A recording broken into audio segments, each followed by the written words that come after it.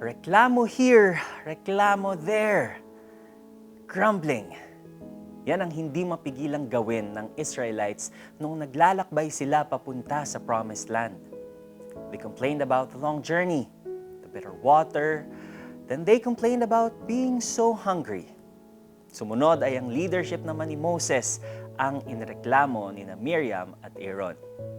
Years later, si Aaron naman ang napagdiskitahan nilang ireklamo ang kakayahang pamunuan sila. And the list goes on and on. Can you imagine the atmosphere during those times? Imagine being with somebody day and night for many years and all you hear from them are rants. I'm sure at some point in our lives, we have met someone who only focuses on the negative. Yung tuwing kasama natin sila, walang katapusang reklamo ang ating maririnig.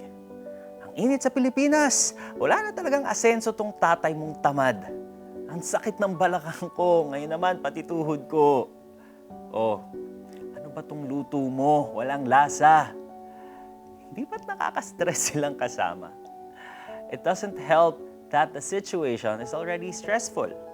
Tapos puro reklamo pa maririnig natin.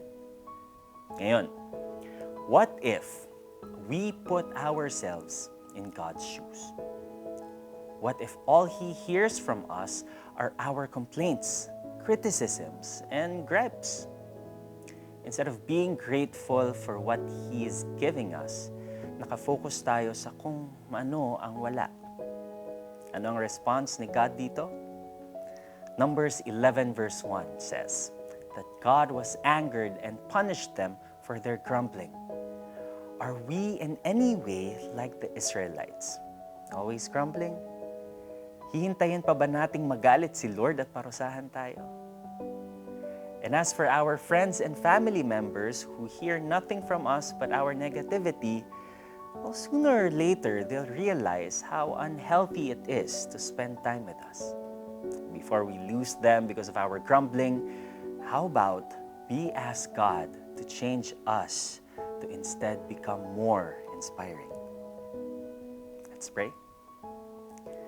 Dear Lord, please forgive me when I grumble. Help me to focus on the blessings. Each time I'm with someone who only talks about the negative, give me the grace to direct them to the positive. In Jesus' name, amen.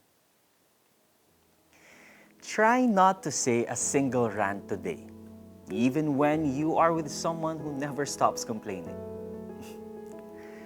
Dahil sa hirap na dinaranas, nagreklamo ang mga Israelita. Dahil dito, nagalit si Yahweh at pinaulanan ng apoy ang isang bahagi ng kanilang kampo. Numbers 11, verse 1. Ako po si Neo Rivera. God bless.